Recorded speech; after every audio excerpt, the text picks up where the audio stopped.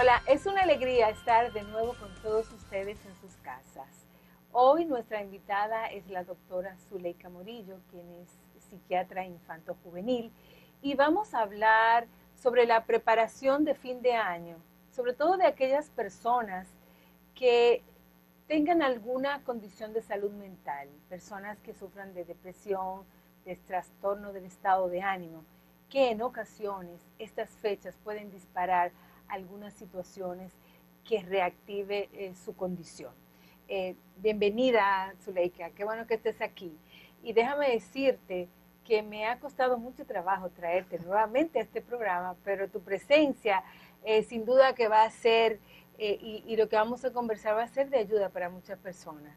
Porque como decía, en esta época mucha gente puede estar deprimida, quizás recordando personas que han fallecido, en fin, se mueven para condiciones de ánimo que afectan y que uno no pueda quizás disfrutar esta temporada. Bueno, definitivamente todo agradecer la invitación y sobre todo sabemos que todos los televidentes que te siguen y que te han escuchado desde siempre, desde el programa de radio, pues aprovechan mucho esta información que nosotros con amor y respeto tratamos de transmitir. Y bueno, haciendo alusión al tema que nos invitas a compartir, evidentemente el hecho de que se finalice un año, curiosamente a muchas personas que ya tienen cierta vulnerabilidad por condiciones establecidas, independientemente de que sean niños, adolescentes o adultos mayores, pues esta es una época que se puede prestar para que resalten ciertas sintomatologías dentro de su condición. Y cuando decimos que lo resalten, nosotros en clínica le llamamos como que se reactive definitivamente, que estamos de acuerdo con que es una época que debe manejarse con delicadeza. Y tenemos un esbozo de patologías que pueden ser exacerbadas, desde los trastornos de ánimo que hacen mención, desde aquellas personas en recuperación con consumo de sustancias, por ejemplo, que es muy importante, la exposición en familia, aquellos que han sido consumidores de alcohol.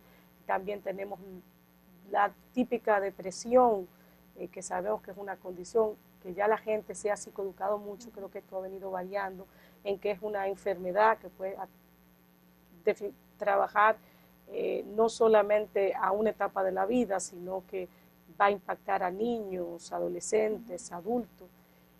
Todo este tipo de condiciones, esta época, pues ameritaría algunos tips, que es de lo que quisiéramos hablar en esta invitación que nos hace. Claro, mira, a mí me gustaría iniciar con esto de que muchas personas entienden que en estas fechas hay que estar alegre. Claro. Y presionan a las personas que quizás no tengan este ánimo festivo para que lo estén. Entonces, claro. ¿Cómo manejar esto? Claro, primero tenemos que nosotros psicoeducarnos a nosotros que no todos podemos ser iguales. Y el individuo se compone de una estructura de personalidad donde hay dos elementos que son clave. Uno es el temperamento, que es nuestra genética, y quizás nuestra genética pues no es, por el hecho de ser dominicano, no todos son alegres y merengueros. Claro. Hay personas que tienen una tendencia a ser un poco más tranquila, menos expresiva, y luego lo que tiene que ver con el carácter adquirido, lo que hemos asumido en el tiempo. Entonces, evidentemente, creemos que todos debieran responder, por ejemplo, en una fiesta laboral, que tú te tienes que parar a bailar, que tienes que reírte como los otros, que tienes que tomar. No necesariamente, el disfrute que tú consideras como tal tiene que ser disfrute para el otro. Entonces, un poco aquí me gustó mucho un concepto, hay un libro nuevo que recomiendo, que es de un señor llamado Carla, que es un periodista, sí. Que es interesante como dice que la paciencia es la, o sea, cuando tú dices generar paciencia, es la ciencia de la paz. Y donde más nos cuesta generar paciencia es lo que tenemos más cerca, por ejemplo, los familiares. Cierto. Entonces, es algo, un dato muy, muy curioso, que tiene que ver con que lo que nosotros consideramos alegría no necesariamente tiene que ser alegría para el otro. Y del hecho de que seamos tolerantes, pacientes, nos permite descubrir que aquello que a ti te alegra y te exacerba, pues no necesariamente tiene que ser lo mismo que alegre al otro. Claro, claro. En el caso de la depresión en la infancia, que tú hablabas que sí, ha habido cierta psicoeducación en ese sentido, y ya de alguna manera la sociedad va reconociendo que en efecto los niños y los adolescentes se deprimen. ¿Cómo sería en estas fechas esta sintomatología? ¿Cómo se pudieran exacerbar? Claro, vamos a ver, el niño deprimido es un niño que, sobre todo niños menores de 7 años, van a mostrar un comportamiento de mayor irritabilidad, lo que llamamos apatía. Por ejemplo, ahora los niños están con la expectativa de lo que le pueden regalar, los juguetes. Entonces, un niño que se muestra indiferente, que no tiene el entusiasmo que correspondería para las fechas esperadas, eso tiene que llamar la atención a los padres. Y sobre todo empezar a investigar qué está sucediendo, porque algunos ya han sido diagnosticados y están en los primeros 6 meses de tratamiento. Estamos hablando de tratamiento terapéutico y tratamiento farmacológico. Entonces, esta época, curiosamente, pues va a requerir una observación mayor de los adultos responsables para visualizar que no se detenga el tratamiento farmacoterapéutico, que el niño lo requiere igual que el adulto. Aquí podríamos hablar también de los adolescentes que están en terapia psiquiátrica, podríamos hablar, y el tema del alcohol y de las fiestas, porque esto sin duda que es una situación que genera confrontamiento entre los hijos y los padres. Claro, y es un dato muy interesante porque muchos padres o adultos que estén responsables, sobre todo tenemos mucho de nuestra gente que manda a sus hijos a vivir aquí con una abuela, con una tía. Entonces dice, ¿y en esta época qué hacemos? ¿Suspendemos la pastilla cuando están en tratamiento? No, no hay que suspenderla. Es una cuestión de saber que estos medicamentos no se deben dar concomitantemente con alcohol, pero hay, dependiendo de la edad del individuo, en el caso de los adolescentes, pues vigilar qué es lo que están tomando, con quién se van a reunir y sobre todo transmitirle que se puede divertir sin consumo de alcohol. Se puede dar. Claro. Yo pienso que, ahí sí nos hace falta mucho en nuestra sociedad porque entendemos que si no hay un traguito, no hay diversión. Claro, es cierto, completamente. Y es así, es un poco como dice, irnos nosotros educando. Hoy teníamos una reunión de compartir de fin de año con unos compañeros del hospital precisamente y lo que hicimos fue compartir un café. Compartir un café es no dejar pasar la época para mostrarnos que estamos agradecidos de estar trabajando uno con el otro. Así mismo en casa. El hecho de que podamos compartir con una Coca-Cola, perdón la propaganda, pero que podamos compartir con una limonada que se haga, pero que se haga con alegría y con paz. Los muchachos lo reconocen mucho.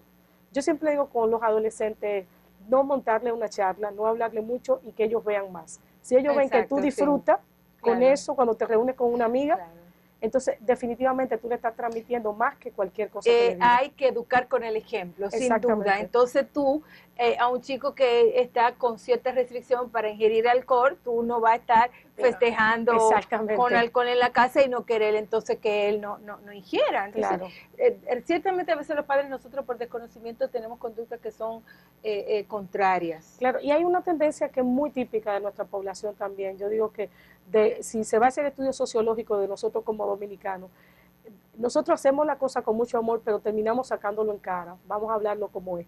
Decimos, mira, no se va a tomar ni una cervecita porque tú estás en tratamiento. Hombre, qué culpa se siente. Y definitivamente le transmitimos eso a los muchachos. Entonces dice, oye, pero por mi culpa, mira lo que está pasando. No hay disfrute en esta casa. Entonces un poquito ser un cautos en eso, ser muy precavido en que el chico no sienta que porque él está atento de esa situación, pues se ha suspendido el vino en la casa. Yo siempre digo, esto pueden tomar una copa de vino todos en casa, pueden tomar una copita de cerveza. La cuestión es la medida y la cantidad, por supuesto. Sin duda. Mira, a mí me gustaría que habláramos también un tema que genera cierta inquietud en la población y preocupación además, y es el tema del suicidio en la adolescencia.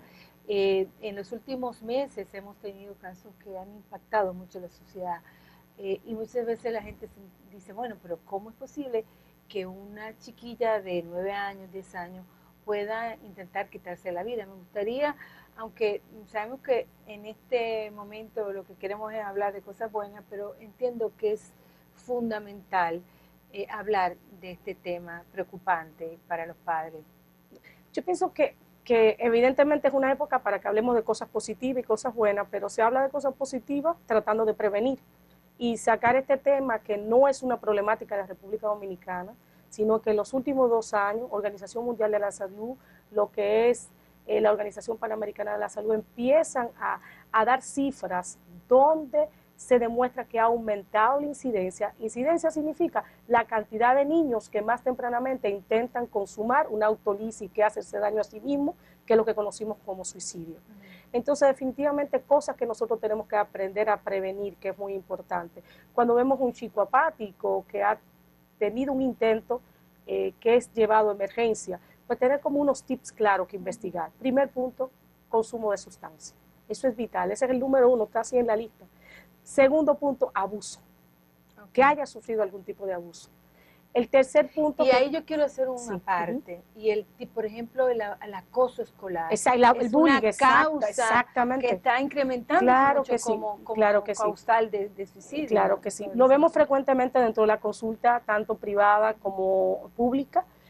Hace aproximadamente 5 semanas, un chico que llegó desesperado a nuestra consulta, definitivamente porque él lo que quería era que dejaran que él eliminara a todo el colegio, porque él consideraba que había sido tan maltratado que como él no lo dejaban hacerse daño a sí mismo, él había decidido hacer daño a otro. Entonces cuando tú dices, ay, pero este chico está enloquecido, que es la palabra popular que usamos, no, definitivamente es el dolor. El dolor genera una ruptura de la realidad, que es lo que nosotros conocemos como psicosis.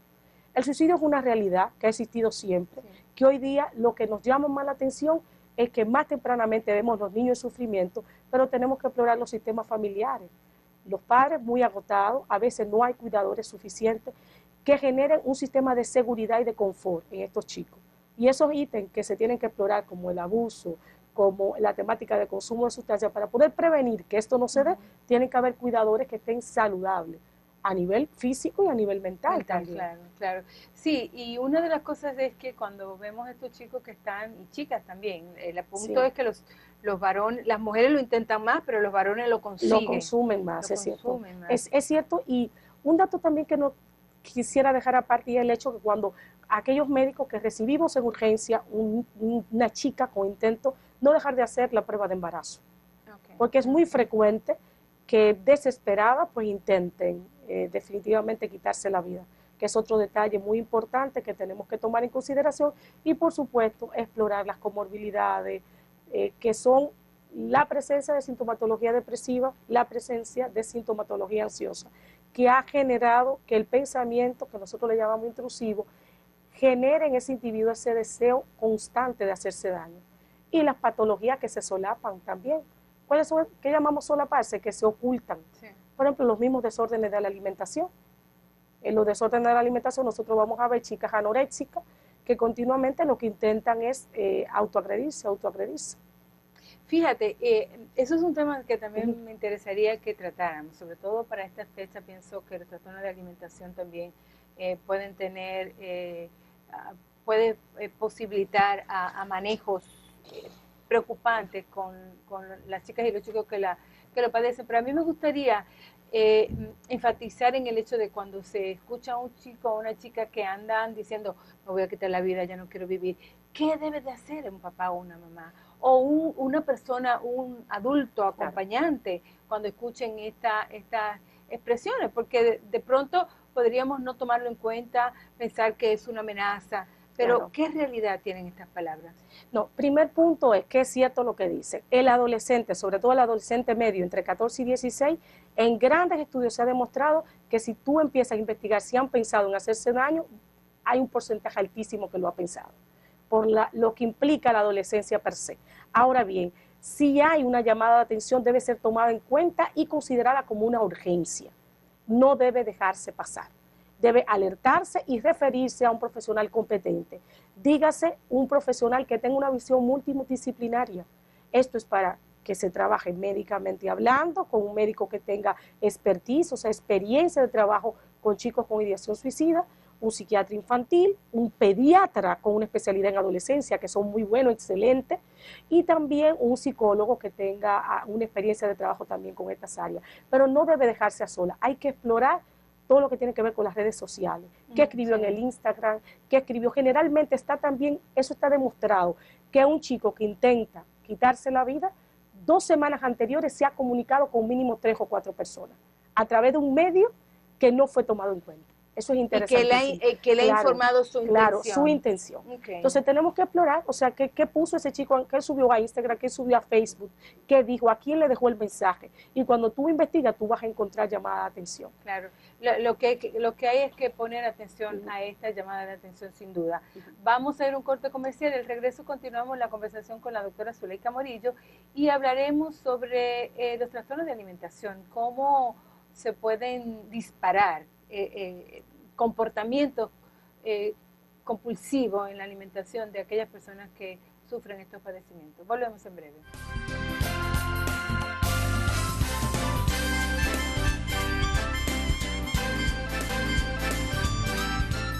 Continuando nuestra conversación con la doctora Zuleika Morillo, quien es una psiquiatra infanto-juvenil, hablamos de diversos temas de salud mental en esta época navideña.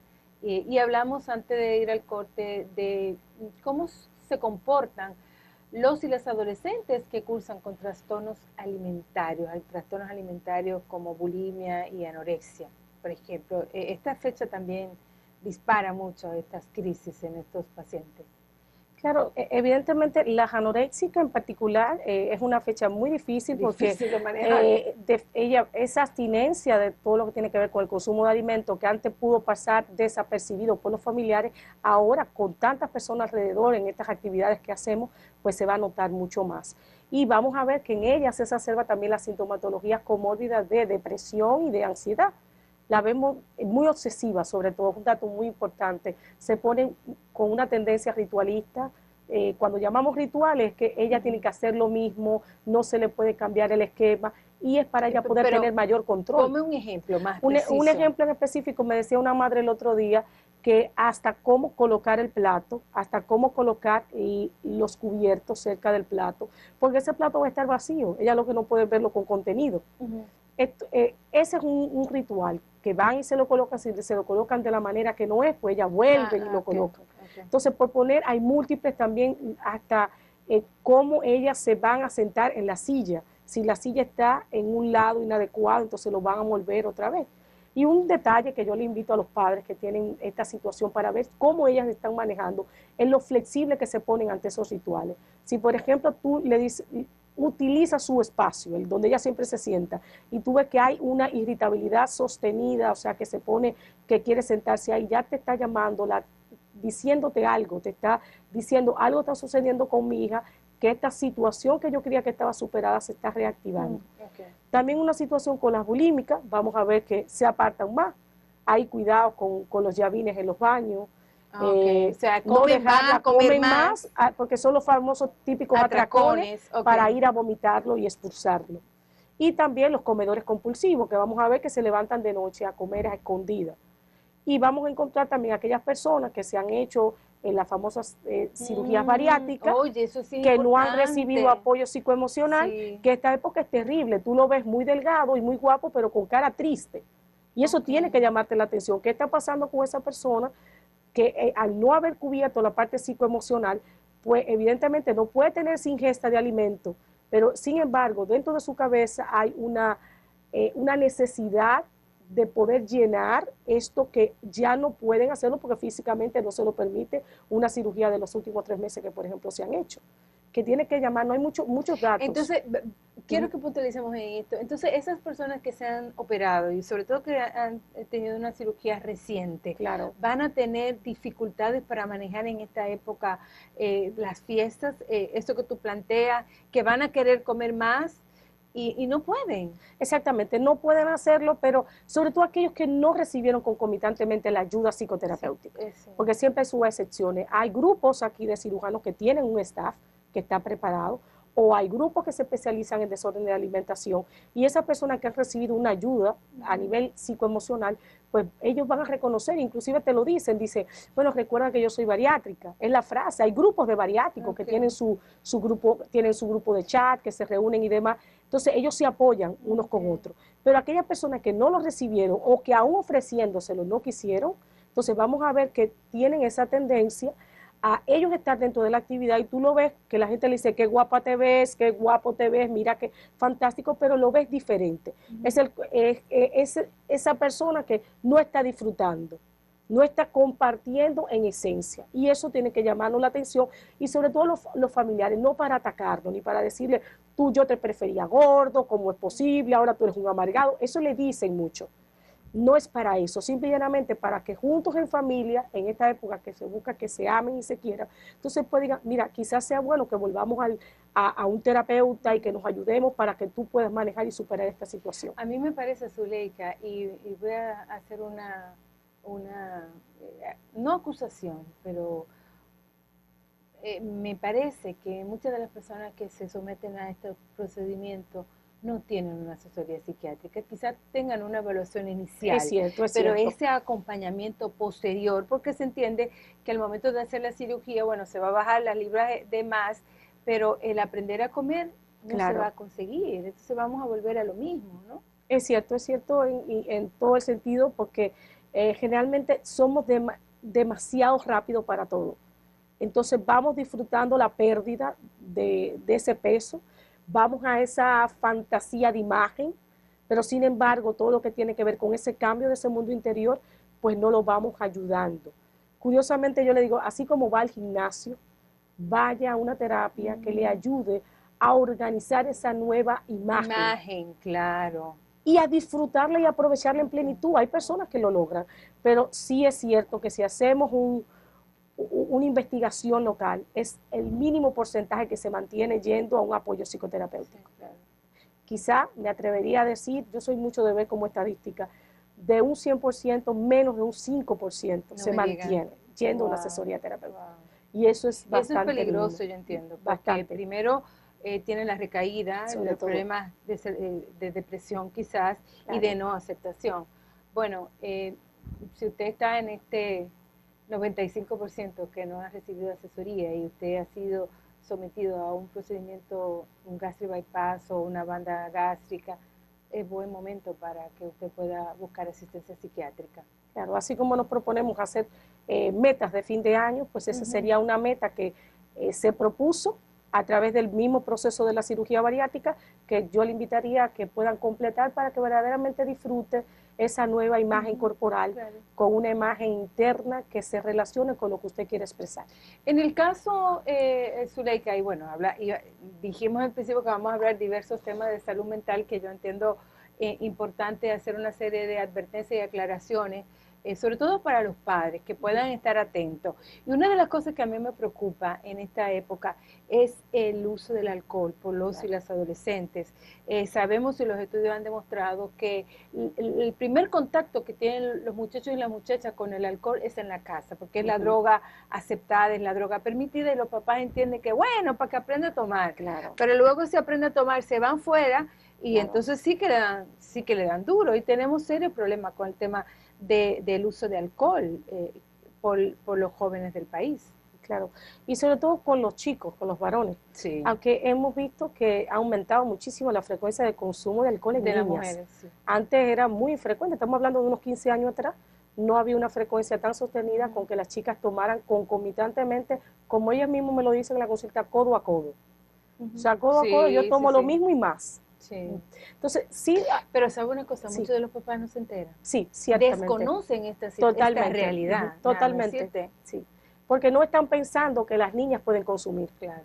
Y además ellas tienen sus trucos. Exacto, bastante, mucho más que los varones. Sí.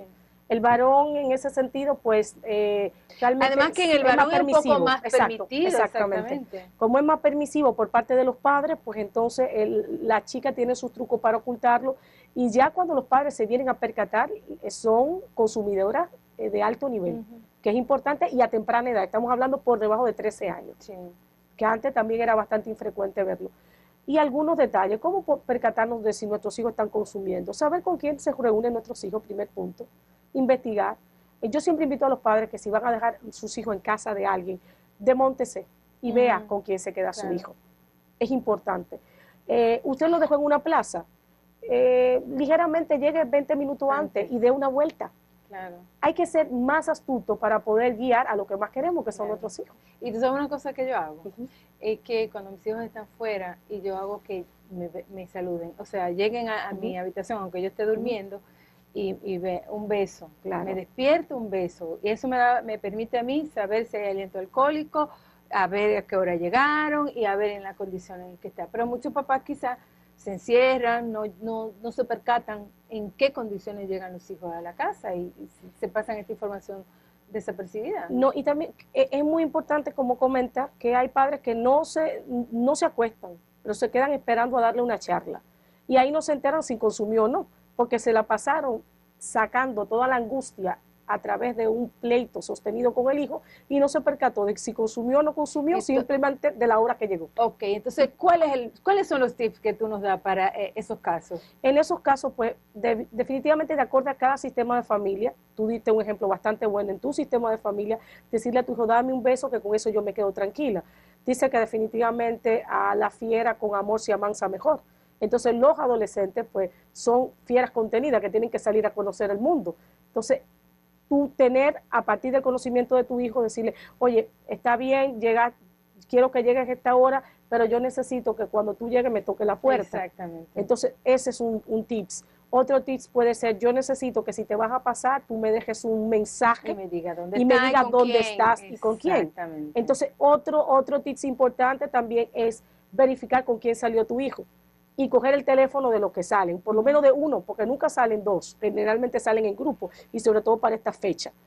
Otro elemento también muy importante, tener el teléfono de algún padre, de uno de tus hijos, para poder hacer alianza de ayuda, no para que se sientan invadidos, porque en eso hay que ser delicado, sobre todo con los adolescentes ya tardíos, sobre 17 años. Y otro elemento también a tomar en cuenta, que también puede ser bastante funcional, es el hecho de si tu hijo se pasó de horario, tú viste que tomó, en ese momento no discutir con él cuando llega, sino esperar inmediatamente al día siguiente y sobre todo, como yo siempre digo, poner consecuencias que sean activas. No hay consecuencia más activa que descubrir aquello que le va a molestar, perder, para asumir la próxima vez pensárselo 2 veces. Mira, Zuleika, ¿y qué pasa con estos hijos mayores ya?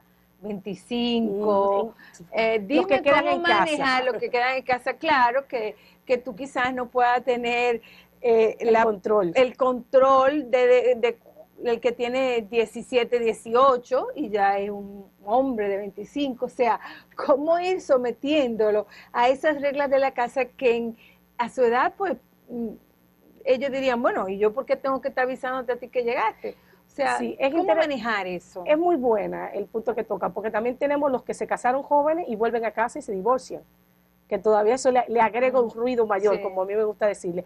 Pues mire, yo pienso que las reglas son las reglas siempre. O sea, los límites son, la casa es de mamá y papá, aunque tú tengas 30 años y regresas a esa casa porque te están ayudando, esa fue tu casa donde te criaste, pero quien dirige esa casa es mamá y papá, independientemente de que tú tengas 30 o 40. Si regresas hay unos límites. Si los límites de esa casa es que tú tienes que llegar a las 2 de la mañana, pues lo siento, eso no es negociable. Si en ese momento tu situación económica, tu situación de vida te genera que tienes que volver a esa casa, tienes que asumir esos límites. Yo no soy amiga para nada de que la gente negocie los límites, porque cuando tú negocias límites, tú te desbordas tú, y si tú te desbordas tú, no vas a ser capaz de contenerte tú, ni contener a otro. Entonces, los hijos nos van a necesitar siempre, y nos necesitan como padres. Pero yo siempre digo, los amigos se consiguen afuera y se aprenden a apreciar con el tiempo, pero los padres son los padres, y ahí es que tenemos que ubicar. Claro, y mira, una de las cosas, y aquí hablo como mamá, una de las cosas que genera mucha angustia justamente son los horarios nocturnos, como ahora con las fiestas, los muchachos y las muchachas llegan tarde a la casa, tiene uno la preocupación, sobre todo de los accidentes, por el tema de la ingesta de alcohol, el manejo temerario que muchos de los muchachos hacen, el tema de la inseguridad ciudadana por la que estamos viviendo. Entonces, esas son situaciones que nos generan a los padres también mucho estrés. Claro. No, y sobre todo que cuando hablamos también de ingesta de alcohol y hablábamos de patologías de salud mental que se exacerban con toda esta época y con el consumo de alcohol, pues aquellos chicos que están estables y que tienen, por ejemplo, un trastorno anímico tipo bipolar, entonces empiezan a salir a perder sueño. Se sabe que una de las reglas de oro es que no pierdan sueño. Un adolescente epiléptico, por ejemplo. Déjame eso para el siguiente corte. Volvemos en breve. Vamos a continuar la conversación con la doctora Zuleika Morillo y hablamos de temas diversos de salud mental en adolescentes. Volvemos.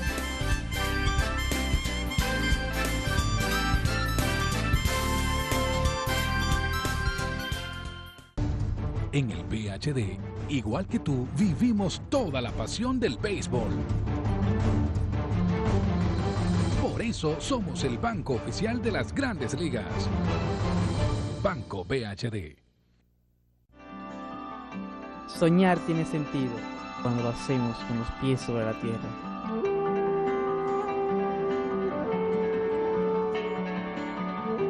Cuando de las mejores manos recibes lo mejor.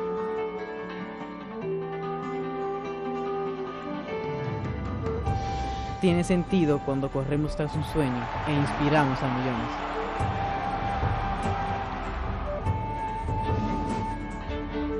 Cuando miras más allá de lo que tus ojos pueden ver. Y después de haberlo alcanzado, pensemos, debemos seguir.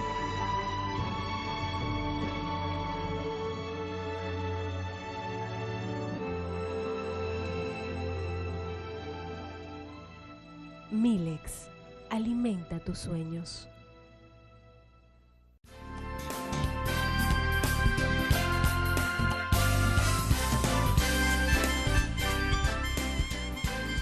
Continuando esta interesante conversación con Zuleika Morillo, quien es psiquiatra infanto-juvenil, sin duda que nos está dando muchas recomendaciones. Y ahora vamos a hablar de los chicos y las chicas que padecen condiciones crónicas, patologías crónicas como es el bipolar, o sea, el trastorno de bipolaridad, también aquellos chicos y chicas que sufren de epilepsia, que están en tratamiento. Entonces, las recomendaciones para los padres, para que estos muchachos y muchachas puedan disfrutar de estas fiestas, pero además sin apartarse, ¿no?, de sus cuidados y sobre todo de su tratamiento. Claro.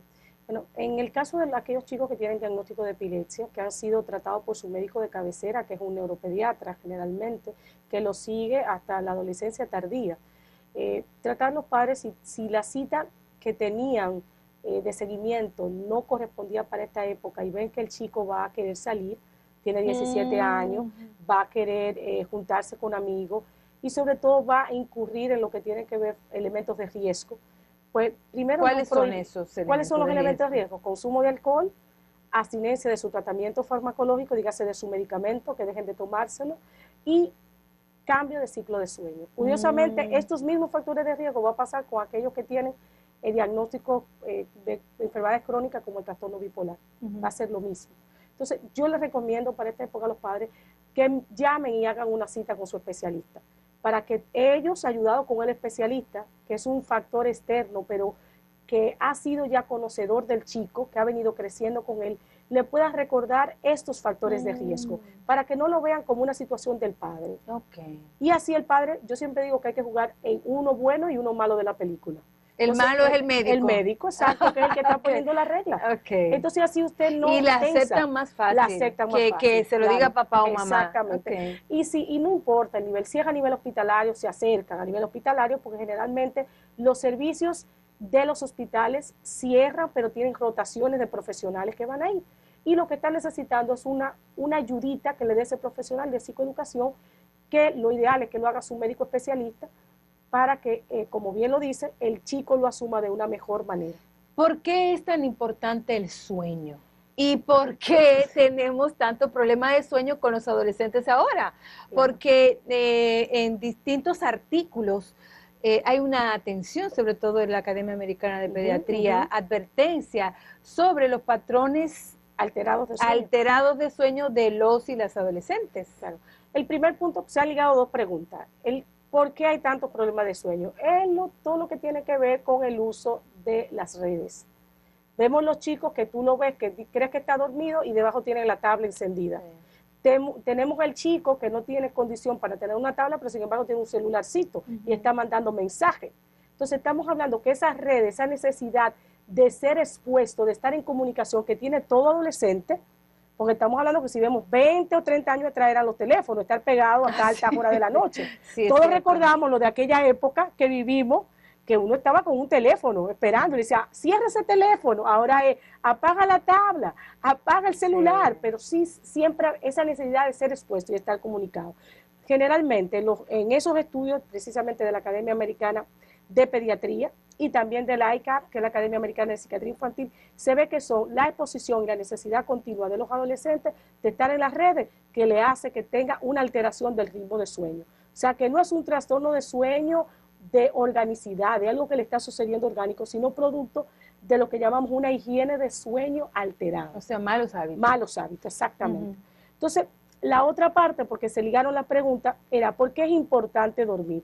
Se sabe que a nivel de nuestro cerebro, cuando dormimos, hay diversas sustancias que se liberan, que solamente se pueden liberar cuando hay un sueño restaurador. Y si no lo poseemos, pues vamos a tener un cansancio sostenido en el tiempo. Y a cansancio vamos a tener aumento de la irritabilidad. Y estas condiciones crónicas que hemos mencionado no quieren nada con alteración de lo que tiene que ver el manejo de los estresores. Para que se den esos manejos de los estresores normativos de la vida misma, pues se requiere esa calidad de sueño sostenida. E incluso para que su tratamiento farmacoterapéutico sea más efectivo y adecuado. Mira, a mí me inquieta, me preocupa, porque la experiencia de tener un hijo con trastorno bipolar es impactante para los padres. Y más un muchacho que quizás tenga crisis a repetición, que tenga dificultad para adherirse al tratamiento, que tenga conducta agresiva, desafiante. Vamos a decirle algunas cosas a estos padres, porque yo siento que esta época puede ser una época difícil para controlar y manejar estos pacientes en el ámbito familiar. Claro, para mí lo más difícil como psiquiatra infanto-juvenil del paciente joven que es diagnosticado con un trastorno de estado de ánimo tipo bipolar es el hecho de que él incorpore y el familiar que va a necesitar el tratamiento ahora y hasta que se diga lo contrario. ¿Qué quiero decir con esto? Que a veces lo va a necesitar todo el tiempo. Y esto es como, para ellos, como una condena, porque sienten que lo estás invalidando. Sin embargo, hay otras condiciones, por ejemplo, condiciones cardíacas, usted toma ese tratamiento siempre y no pasa nada. O sea, que tiene que ver con la visión que nosotros tenemos del cerebro. Como que el cerebro es aparte y se podría controlar todo lo que tiene que ver con salud mental si usted pone de su parte. Cierto, que no se le da esa connotación de organicidad. Exactamente. Y cuando hablamos de organicidad, que es un órgano como cualquier otro del cuerpo. Entonces, cuando el contexto familiar primero asume que es una condición y lo incorpora a la cotidianidad de vida con su hijo, entonces esas crisis se van a visualizar de una manera diferente. ¿Que van a venir? Sí, van a venir generalmente. Pero ¿qué es lo que tenemos que trabajar? Que vengan con menos frecuencia. Mientras más tempranamente se diagnostica y se utiliza la cobertura farmacológica de estabilización anímica, que se usa una combinación de psicofármacos adecuado, entonces podremos tener una respuesta de crecimiento y calidad de vida mejor en estos pacientes. Y cómo se involucra la familia también en la patología. Exactamente. Porque cuando hay resistencia de la familia es mucho más difícil. Exactamente. Y que tratamos de poner nombre a lo que ya se le ha dicho que es un trastorno bipolar, como que es una situación ocasional que el individuo va a superar. Y eso es lo que deteriora la calidad de vida del paciente. Y en este tiempo, sobre todo, que vienen las fiestas, las actividades, la persona vive una vida normativa. ¿Qué es vivir una vida normativa? Seguir tomando su tratamiento, que la familia siga asumiendo, que se den claves entre los padres. No pueden ser todos que estén pendientes en la familia. Si, por ejemplo, la madre, si ve que se está pasando, por ejemplo, los que son, como mencionaba, 25 años, ya tiene este diagnóstico y ve que se ha tomado más de 2 copas de vino, entonces señalarle, pero con una discreción, que se den esas claves entre los miembros de la familia que ayuden a que el otro disfrute asumiendo su condición de una forma funcional. Tú sabes que también a mí me parece que el apoyo de los amigos es importante, claro que sí. Porque cuando un amigo comparte con un otro que tiene una condición X, ¿no? Y tiene conocimiento de esta patología, puede ser un soporte, puede ser un aliado, también para los padres un poco, para irlo como manejando. Claro, estoy completamente de acuerdo porque era lo que decíamos, investiga con quién está tu hijo. no es que te hagas amiga del amigo de tu hijo, es terrible, eso no lo recomiendo, pero sí que sienta que a ti te importa conocerle. Y ese chico, que generalmente tú lo has visto crecer, Sí, o que sí, llegan sí. nuevos también a la vida de tus hijos, pues investiga quién es de una forma discreta para que tú lo puedas convertir en un aliado, Aliado, que sí. te colabore también en la vigilancia de tu hijo, Sí, sí, sí, porque él va a llegar donde tú no puedes llegar. sí. Es un poco que te advierta y tú darle pautas para que así sea un colaborador contigo, sin Por duda. supuesto. Eso es complicado.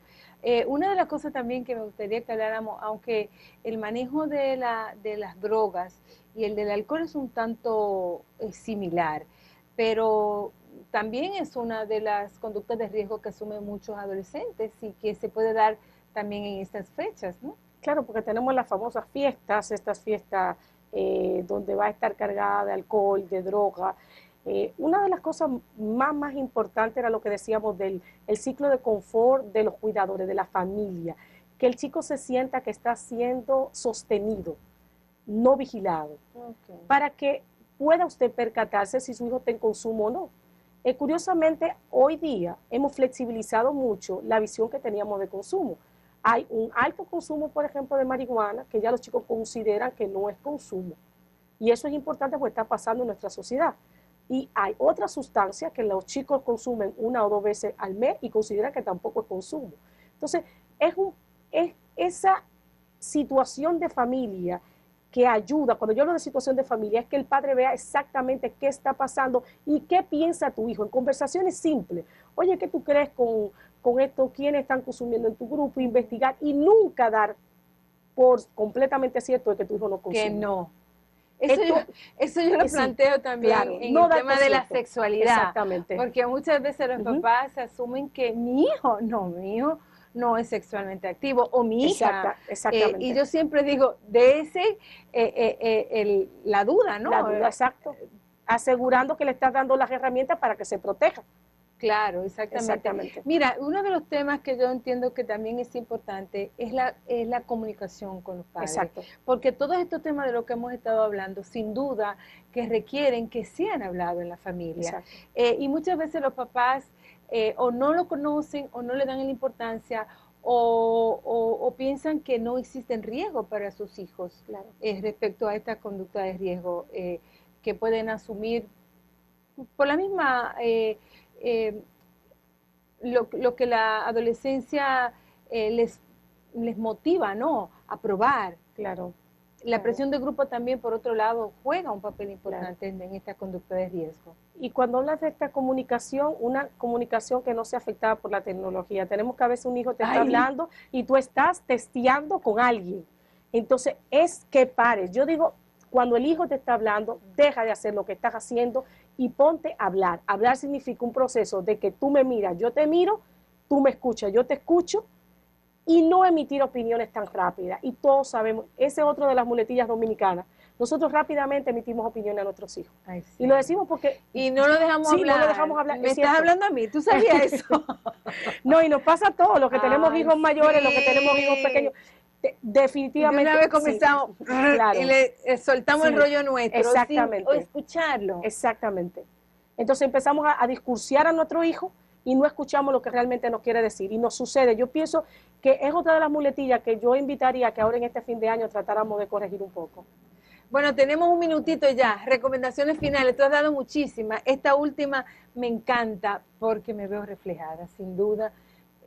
Le pido disculpas a mis hijos porque a veces uno se mete con no solamente el tema de las redes sociales, contestar correos, asuntos de trabajo y demás, y te hablan los hijos si tú no te detienes. Claro. Bueno, pues como recomendación final yo invitaría a que, y es algo que también yo me llevo, porque también tengo hijos mayores y también hijos pequeños, entonces como tengo hijos en los extremos de la vida, como muchos de los que nos están viendo, que nos detengamos en este fin de año a mirarle a nuestros hijos cuando nos hablan. O sea, que no tengamos miedo de mirar. Cuando ellos nos dicen algo, que le brindemos esa mirada, no una mirada de juez, sino una mirada de amor. Con esa mirada de amor, seguro que ellos también nos van a devolver una mirada que buscaba ser amada. Entonces yo les deseo definitivamente, te agradezco muchísimo la invitación amo muchísimo este programa porque sé que se mantiene en el tiempo para educar a la familia y que este cumpleaños de Jesús pues les sirva de bendición a todas las familias que te siguen con tanto fervor cada día. Y yo te agradezco que tú me permitas que este sea nuestro último programa del año. Sin duda, con muchísimas informaciones valiosas para nuestros seguidores. Gracias. Y a ustedes agradecerle todo este año su sintonía, su compañía. Yo espero que estas fiestas la pasen muy bien. Que todo lo que hayan aprendido en este programa y en los anteriores, pues ustedes lo pongan en práctica. Gracias por su cariño. Hasta la próxima. Bien. Entonces, evidentemente, creemos que todos debieran responder, por ejemplo, en una fiesta laboral, que tú te tienes que parar a bailar, que tienes que reírte como los otros, que tienes que tomar. No necesariamente, el disfrute que tú consideras como tal tiene que ser disfrute para el otro. Entonces, un poco aquí me gustó mucho un concepto, hay un libro nuevo que recomiendo, que es de un señor llamado Carla, que es un periodista, Sí. que es interesante como dice que la paciencia es o sea, cuando tú dices generar paciencia, es la ciencia de la paz. Y donde más nos cuesta generar paciencia es lo que tenemos más cerca, por ejemplo, los familiares. Cierto. Entonces, es un dato muy, muy curioso que tiene que ver con que lo que nosotros consideramos alegría no necesariamente tiene que ser alegría para el otro. Y el hecho de que seamos tolerantes, pacientes, nos permite descubrir que aquello que a ti te alegra y te exacerba, pues no necesariamente tiene que ser lo mismo que alegre al otro. Claro, claro.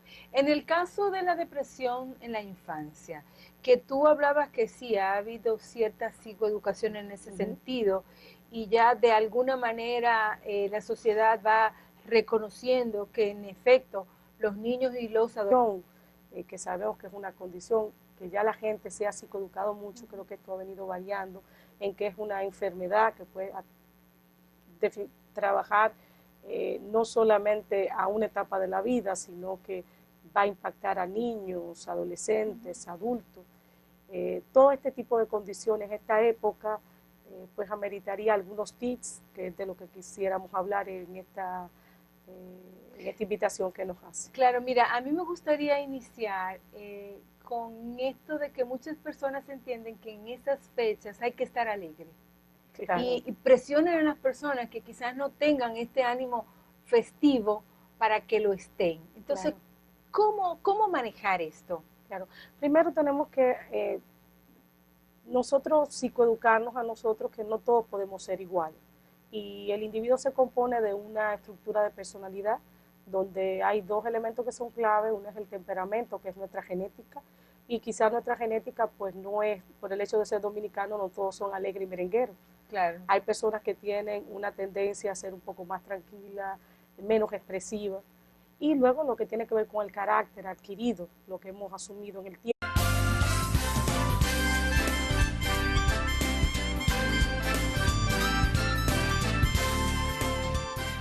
Hola, es una alegría estar de nuevo con todos ustedes en sus casas. Hoy nuestra invitada es la doctora Zuleika Morillo, quien es psiquiatra infanto-juvenil, y vamos a hablar sobre la preparación de fin de año, sobre todo de aquellas personas que tengan alguna condición de salud mental, personas que sufran de depresión, de trastorno del estado de ánimo, que en ocasiones estas fechas pueden disparar algunas situaciones que reactive su condición. Bienvenida, Zuleika, qué bueno que estés aquí. Y déjame decirte que me ha costado mucho trabajo traerte nuevamente a este programa, pero tu presencia sin duda que va a ser, y lo que vamos a conversar va a ser de ayuda para muchas personas.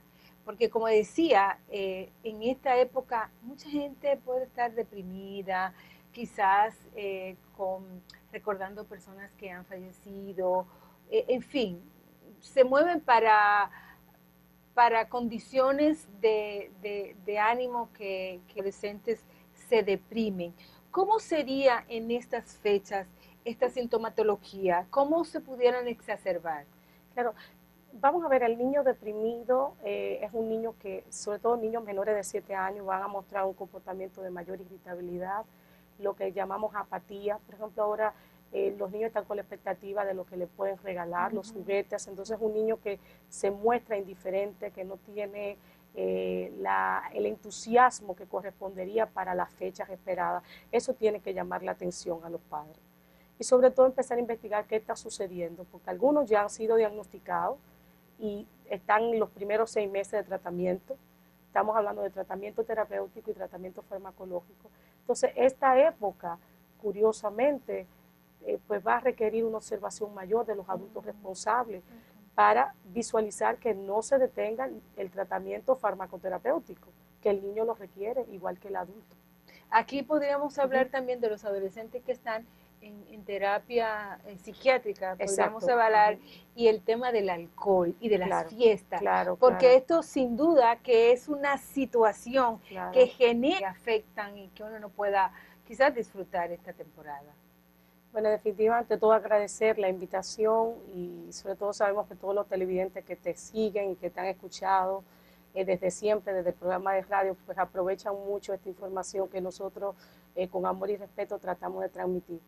Y bueno, haciendo alusión al tema que nos invitas a compartir, evidentemente el hecho de que se finalice un año, curiosamente a muchas personas que ya tienen cierta vulnerabilidad por condiciones establecidas, independientemente de que sean niños, adolescentes o adultos mayores, pues esta es una época que se puede prestar para que resalten ciertas sintomatologías dentro de su condición. Y cuando decimos que lo resalten, nosotros en clínica le llamamos como que se reactive definitivamente, que estamos de acuerdo con que es una época que debe manejarse con delicadeza, y tenemos un esbozo de patologías que pueden ser exacerbadas, desde los trastornos de ánimo que hacen mención, desde aquellas personas en recuperación con consumo de sustancias, por ejemplo, que es muy importante, la exposición en familia, aquellos que han sido consumidores de alcohol.